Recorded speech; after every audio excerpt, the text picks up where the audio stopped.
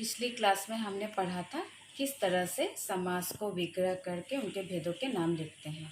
अब जो प्रश्न आता है वो प्रश्न है, निम्न विग्रह के समस्त पद या समास बनाकर समास के भेदों के नाम लिखिए।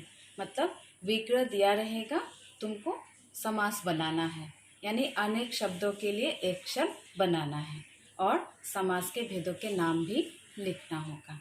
कैसे? उदाहरण देखो।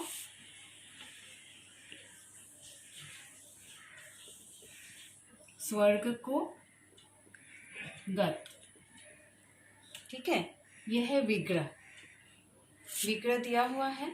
अब तुमको यहाँ पे देखना है कि पहला शब्द संज्ञा है, फिर जब विग्रह किया है तो समास, यहाँ पे जो समास नहीं है मतलब कारक चिन्ह लगा हुआ है, तो तुमको इन शब्दों को मिलाकर एक शब्द बनाना है। क्या होगा? स्वर्ग गत को हटा देना है, ठीक है, इस तरह से होगा स्वर्ग गत।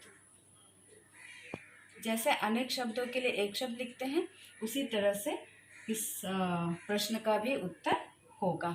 लेकिन ध्यान रखना होगा कि जहाँ पे विग्रह में कारक चिन्ह लगा है तो तत्पुरुष समास होगा, ठीक है। अगर है जो लगा है तो कर्मधारय होगा। उस तरह से तुमको याद रखना होगा। तो कौन सा समास हुआ? तत्पुरुष समास।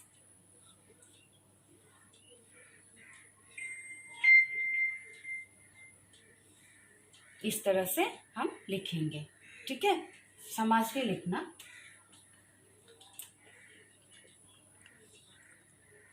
अब दूसरे उदाहरण में आओ।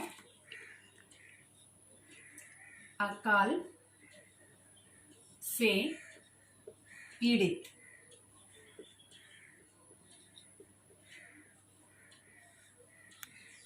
इस विग्रह को देखो, यहाँ भी कारक का चिन्ह लगा है, अकाल से पीड़ित, तो तत्पुरुष समास होगा। लेकिन इसको से हटा दो, अकाल पीड़ित एक साथ लिखना होगा।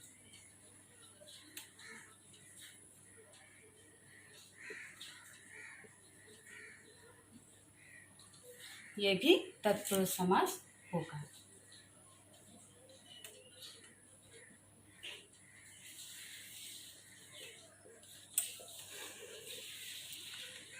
तीसरे उदाहरण में आओ।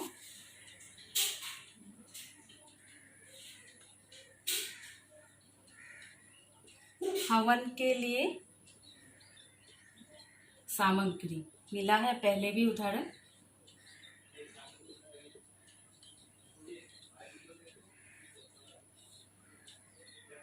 इस विग्रह में भी कारक का चिन्ह के लिए लगा हुआ है। के लिए हटा दो, हवन सामग्री, तो के लिए हटा दो, हवन सामग्री होगा।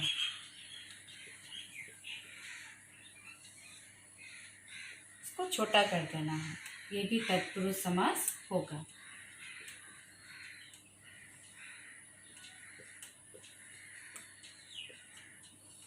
ठीक है, अगले उदाहरण में आओ। उदाहरण है, परम है जो आनंद।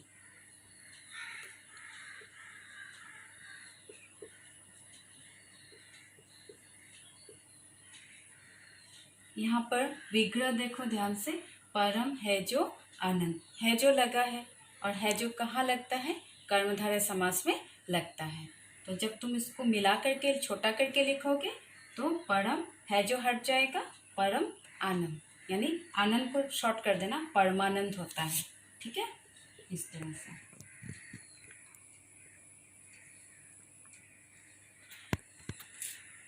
ठीक है, तो होगा कर्मधारय समास।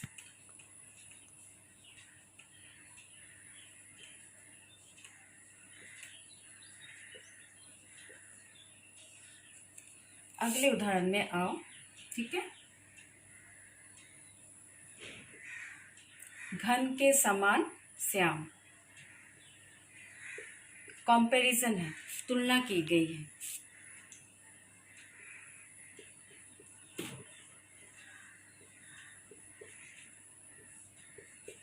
यहाँ पर घन मतलब काला बादल, श्याम मतलब कृष्ण, कृष्ण की तुलना काले बादल से की गई है। ध्यान से देखना, के समान लगा है और के समान हट जाएगा, घन और श्याम, घन श्याम एक साथ मिला के लिखना।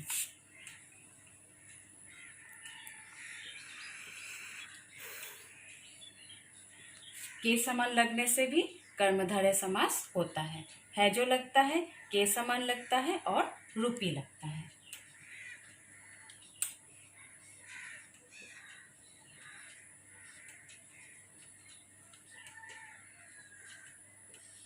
ठीक है, दूसरे उदाहरण में आओ।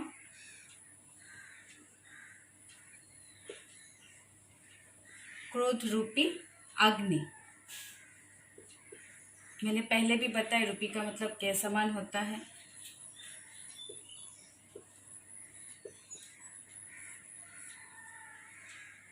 ठीक है, अब तुमको दोनों को मिला के लिखना है, रूपी हट जाएगा, क्रोधाग्नि होगा समास।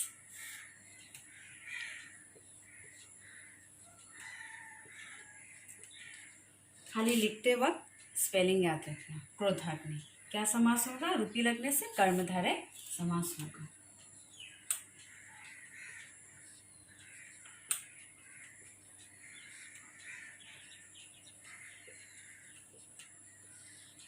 इस तरह से। फिर दूसरे उदाहरण में आओ।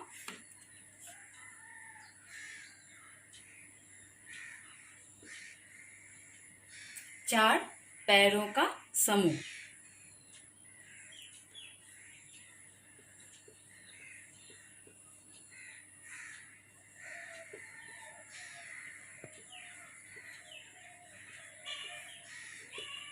ठीक है, चार पैरों का समूह, जहाँ पे समूह होगा समझ में आता है, काउंटिंग नंबर होने से समझ में आता है। अब इसको छोटा करके लिखना है, क्या होगा, चार पाई।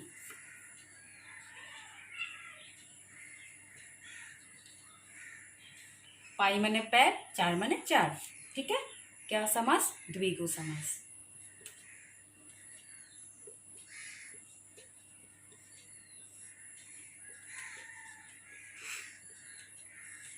ठीक है, उसके बाद देखो, सप्त ऋषियों का समूह,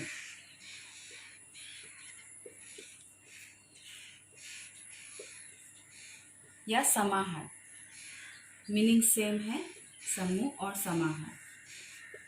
अब इसको छोटा करके लिखना है, समाहार हट जाएगा, सप्त ऋषि।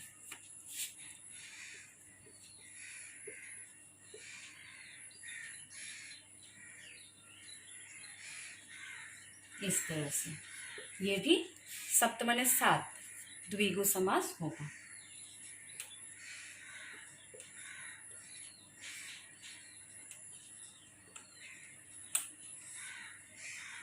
नेक्स्ट उदाहरण देखो,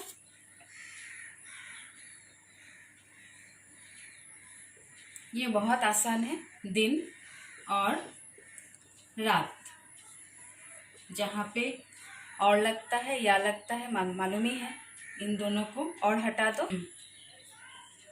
जहाँ पे और लगता है या लगता है अथवा लगता है, समझ में आता है, द्वंद्व समास है, तो इसको छोटा करके लिखो, और हटा दो, दिन,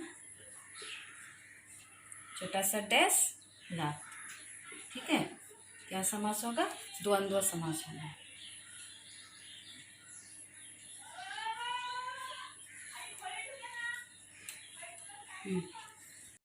तो हम अगले उदाहरण की तरफ बढ़ते हैं। अगला उदाहरण है लंबोदर। ठीक है,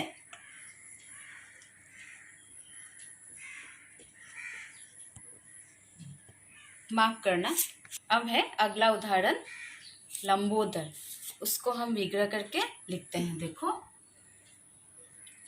लंबे, ठीक है, लंबा, उदर, उदर मतलब पेट, और लंबा माने लंबा। ठीक है, लंबा उदर वाला, अर्थात गणेश।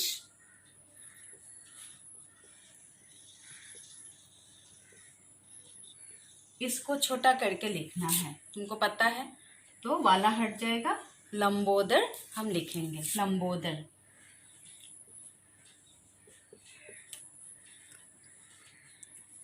ये विग्रह है और ये समास है। ये समास होगा बहुब्रीहि समास, किसी विशेष अर्थ के लिए आया है।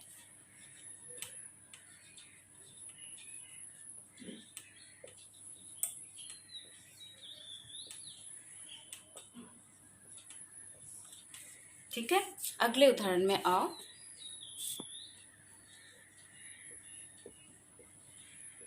कैलाश का स्वामी है जो, ठीक है, कैलाश पर्वत अर्थात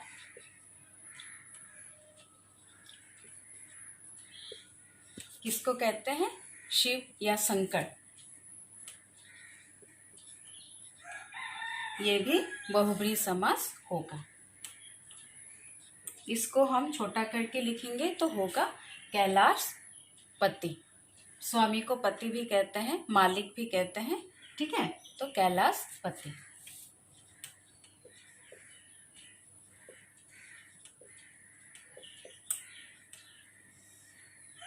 ये भी बहुब्रीहि समास होगा।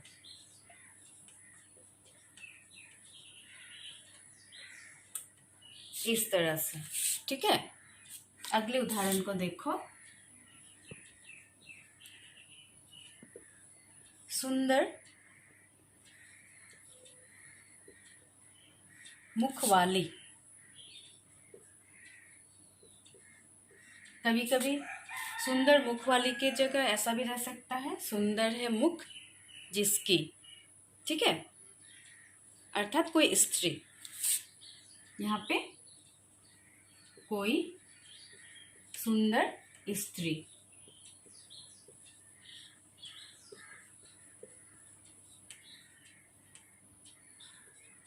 ये विग्रह है। अब तुमको छोटा करके लिखना है। सुंदर और मुख वाली हटा दो, सुमुखी।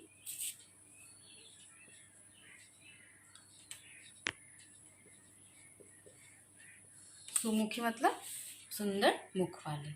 समास बहुब्रीहि समास।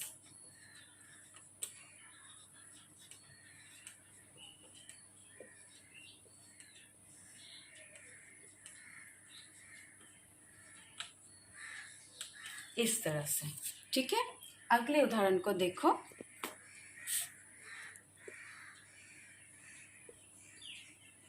प्रत्येक पल, प्रतिवर्ष मिला है, प्रत्येक पल। अब इसको ध्यान से देखना, प्रत्येक पल, इसको तुमको छोटा करके लिखना है तो होगा प्रति पल। जैसे प्रतिवर्ष लिखते हैं वैसे ही प्रत्येक पल को, ठीक है। जब हम विग्रह को छोटा करके लिखेंगे तो होगा प्रति पल। प्रति माने प्रत्येक, पल माने समय। ये होगा तुम्हारा अव्ययी भाव समास। प्रत्येक से समझ में आता है यहाँ पे अव्यय है।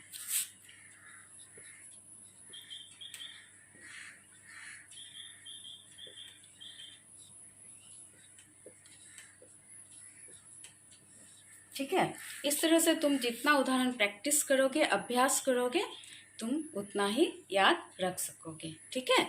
अगला उदाहरण देखो। समय के अनुसार,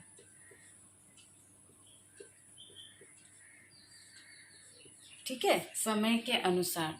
ये जो होगा, जब तुम समास लिखोगे तो होगा यथा समय। यथा माने, ठीक है, अनुसार।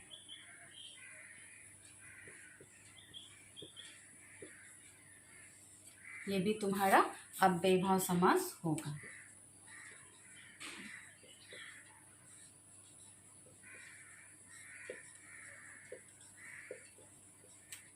इस तरह से अव्ययी भाव थोड़ा सा कठिन है, फिर भी तुम लोग थोड़ा कोऑपरेट करो, थोड़ा याद रखो, हो जाएगा। अगला उदाहरण देखो।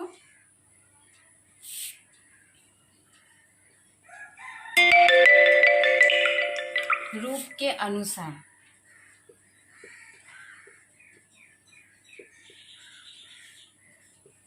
ठीक है, रूप के अनुसार। तो जब तुम छोटा करके लिखोगे तो होगा अनुरूप।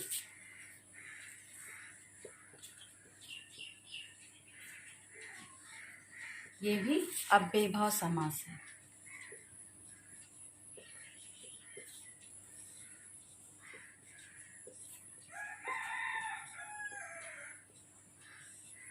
ठीक है, अगला देखो,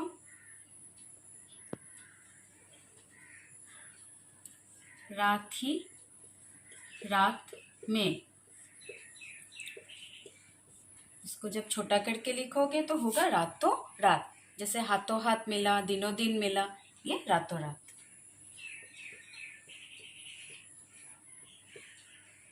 ये भी अव्ययीभाव समास है।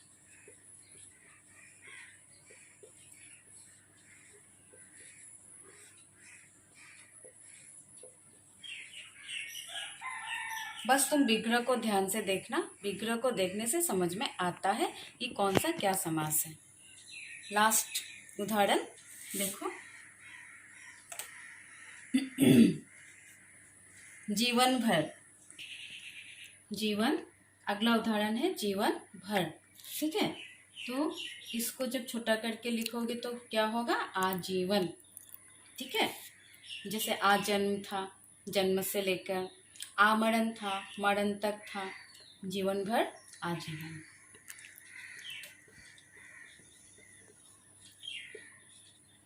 ये भी तुम्हारा अव्ययीभाव समास होगा।